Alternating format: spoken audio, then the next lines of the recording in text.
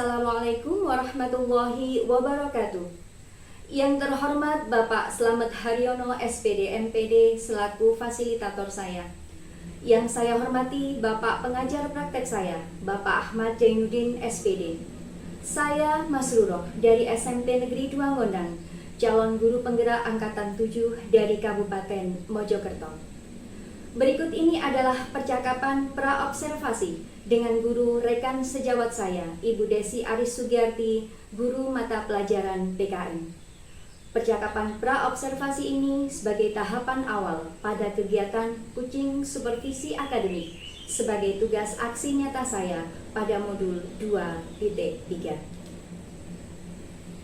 Assalamualaikum warahmatullahi wabarakatuh, Ibu Desi. Waalaikumsalam warahmatullahi wabarakatuh, Ibu Masruroh. Lagi sibuk apa ini? Ini hanya mengerjakan soal Bu buat persiapan anak-anak asesmen di kelas 7 dan kelas 8. Iya, makanya sampai siang ini nggak pulang-pulang ya, Ibu. Menyelesaikan tugas-tugas ya, Ibu ya. Harus tetap semangat. Oh iya. Ibu Desi, saya mohon izin meminta waktu jenengan untuk melaksanakan supervisi akademik di kelas. Hari ini kan hari Senin, Bu, tanggal 22 Mei. Insya Allah nanti saya akan masuk ke kelas jenengan besok hari Rabu pada tanggal 24 Mei. Kelas berapa nanti yang bisa saya masuki untuk kegiatan supervisi nanti, Bu? Nggih, monggo Bu. Nanti jenengan bisa masuk di kelas saya, yakni di kelas 7C. Saya di situ ada di jam pertama, kedua, dan ketiga. Jam sebelum istirahat ya Bu. Bisa. Iya, Bu. Pada saat itu nanti materi apa yang akan jenengan sampaikan di kelas 7C, Bu? Untuk besok hari Rabu, itu materi yang saya sampaikan adalah tentang keberagaman gender pada mata pelajaran Pendidikan Pancasila dan Kewarganegaraan di kelas 7. Berarti nanti untuk tujuan pembelajaran yang ingin dicapai untuk siswa apa nih, Bu? Ada 3 tujuan pembelajaran yang harus dicapai oleh anak-anak kelas 7C nantinya setelah akhir dari pembelajaran. Yang pertama, nanti anak-anak bisa mengerti tentang istilah dasar atau aturan di dalam keberagaman gender dengan percaya diri dan memahami bagaimana penerapan keberagaman gender di dalam kesehariannya di berbagai lingkungan tentunya, Bu, baik di lingkungan keluarga, di lingkungan sekolah maupun di lingkungan masyarakatnya. Yang kedua, itu anak-anak bisa mengerti penggunaan aturan di dalam keberagaman gender dalam kesehariannya secara mandiri melalui kebebasan atau kebutuhan akan pilihannya masing-masing anak. Dan yang ketiga, Bu, itu anak-anak bisa mencoba menampilkan tentang keberagaman gender dengan menggunakan media yang dipilihnya sendiri melalui kesenangannya atau kebutuhan untuk merasa senang. Bagus sekali, Ibu. Hal apa nanti yang jenengan identifikasi kepada anak-anak sebelum pelaksanaan supervisi hari Rabu besok, Ibu? Beberapa hal nanti yang akan saya identifikasi dari anak-anak saya di kelas 7C terkait dengan persiapan supervisi yang jenengan lakukan di hari Rabu. Yang pertama adalah tentang penguasaan konsep materi untuk saya. Yang kedua, kesiapan belajarnya anak-anak. Yang ketiga, tentang persiapan media pembelajarannya dan lain-lain yang berkaitan dengan kegiatan belajar mengajar. Bagus sekali, Bu. Tentang identifikasi yang jenengan sampaikan itu tadi berarti semua menuju tentang kesiapan belajar siswa nih, Bu. Jelas, Bu. Kalau boleh saya tahu, Bu, kira-kira nanti pada saat pembelajaran di kelas area mana yang hendak jenengan kembangkan, Bu? Ketika saat pembelajaran di kelas ada beberapa area yang ingin saya kembangkan pada pembelajaran nanti, yaitu yang pertama tentang memperdalam pengetahuan murid mengenai istilah dasar dan aturan di dalam keberagaman gender dan bagaimana penggunaan penerapan keberagaman gender dalam keseharian di berbagai lingkungan tadi, di 3 lingkungan yang harus dikuasai oleh siswa tadi. Yang kedua, tentang keaktifan siswa dalam mencoba menampilkan keberagaman gender dengan menggunakan media yang mereka pilih sendiri.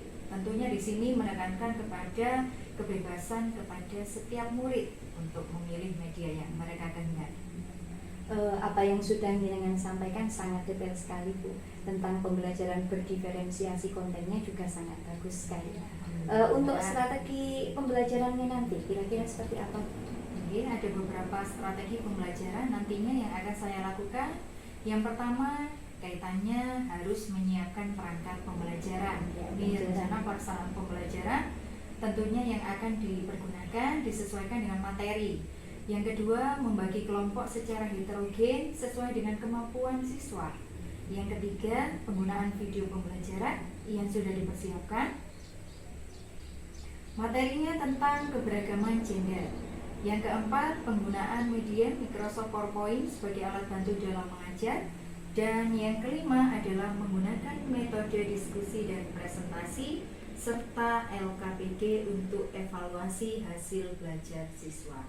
Iya, excellent sekali. Namun nantinya untuk menjaga konsistensi pembelajaran seperti ini, nanti kira-kira apa yang jenengan lakukan, Bu? Konsistensi ini harus selalu dijaga ya Bu, terutama dalam pembuatan media yang sesuai untuk anak-anak, terus lagi pengembangan perangkat pembelajaran atau RPP yang berdiferensiasi sesuai dengan kebutuhan siswa yang di dalamnya mengandung KSE. Yang ketiga, proses pembelajaran yang menyenangkan. Yang keempat, karena dengan itu semuanya maka tujuan pembelajaran akan dapat tercapai secara maksimal. Ya, karena itu memang tujuan utama kita sebagai guru, Ibu. Alhamdulillah itu merupakan awal yang sangat bagus sekali, Ibu Desi. Alhamdulillah. Saya kira cukup, Ibu. Terima kasih atas waktu yang sudah jenengan luangkan untuk saya.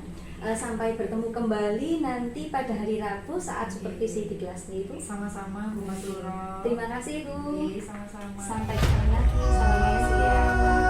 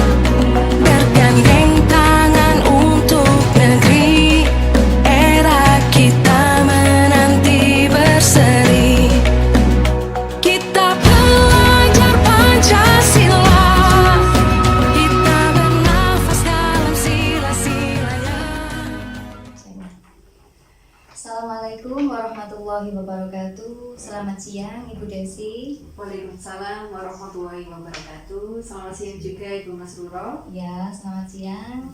Ini tadi sudah selesai proses pembelajarannya di kelas, Ibu? Alhamdulillah sudah. Tadi sudah ngajar di 2 kelas Bu, di kelas 7A dan di kelas 7D. Dan sekarang sudah selesai. Sudah longgar berarti. Berarti saya sudah bisa bercakap-cakap lebih nyantai sama jenengan. Santai mau.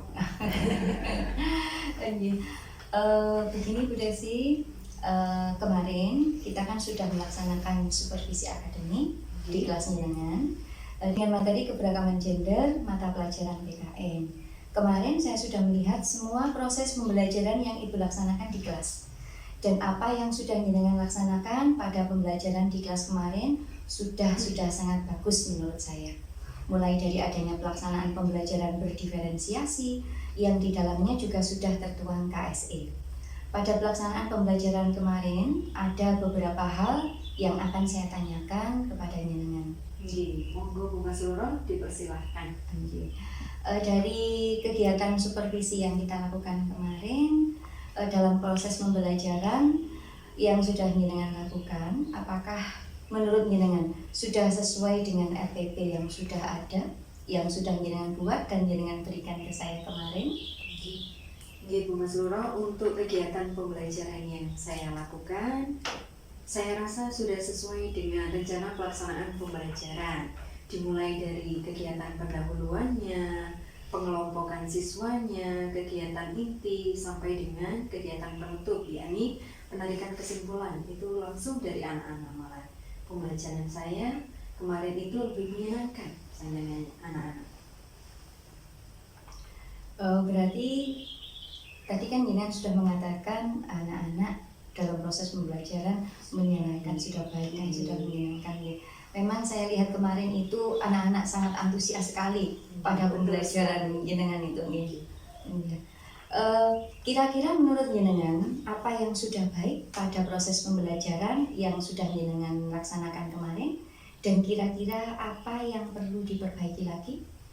Menurut saya yang baik dari kegiatan pembelajaran yang saya lakukan itu yang pertama, siswa bisa memahami materi tentang keberagaman gender. Setelah mereka paham tentang konsep keberagaman gender itu sendiri, anak-anak itu langsung bisa mengaplikasikannya, Bu, menerapkannya baik di lingkungan keluarga, di lingkungan sekolahnya, maupun di lingkungan masyarakat. Terus untuk yang perlu perbaikan lagi, itu adalah meningkatkan rasa percaya diri siswa. Seperti yang sudah dengan Pisani kemarin, itu ada beberapa siswa yang masih belum berani untuk mengungkapkan pendapatnya secara mandiri, masih perlu bantuan atau dukungan dari teman-temannya maupun dari bapak ibu gurunya langsung. Terus selain itu juga saat kegiatan presentasi ada beberapa siswa yang masih malu ketika mengungkapkan pendapatnya itu. Tapi dari beberapa perbaikan yang ada itu untuk pembelajaran yang baiknya sudah tercapai, seperti pencapaian tujuan pembelajaran. Untuk hasilnya juga sebagian besar siswa itu sudah memenuhi KKM, bahkan banyak yang nilainya itu di atas KKM atau kriteria kentuntasan minimal. Iya, kemarin dari proses pembelajaran yang jenengan laksanakan kemarin itu memang antusiasnya anak-anak itu sangat-sangat bagus sekali. Anak-anak merasa semangat dalam proses pembelajaran itu ya. Senang sekali kelihatannya media pembelajaran juga. Apalagi dengan adanya video kemarin itu video yang sudah jenengan berikan kemarin itu. Kelihatannya anak-anak semangat sekali gitu. Untuk kendala, adakah kendala yang jenengan hadapi dalam proses pembelajaran yang ada di kelas jenengan kemarin? Kendalanya tadi beberapa poin sudah saya singgung kepada jenengan.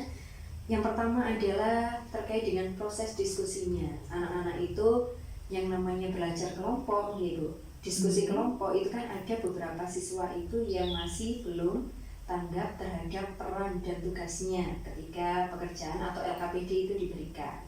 Yang kedua itu tentang kemandirian siswa di dalam mencari jawaban yang diberikan melalui LKPD itu tadi.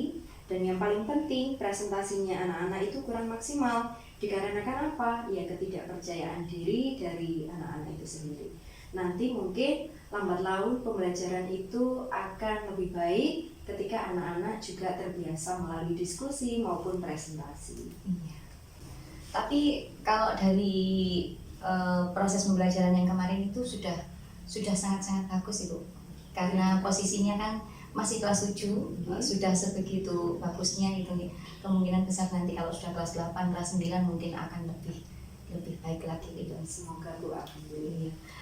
Kemudian Bu Desi, untuk rencana kedepannya agar pelaksanaan pembelajaran bisa lebih maksimal dan berjalan sangat lancar nih, melebihi dari yang kemarin, itu kira-kira rencana kedepannya bagaimana menurut jenengan?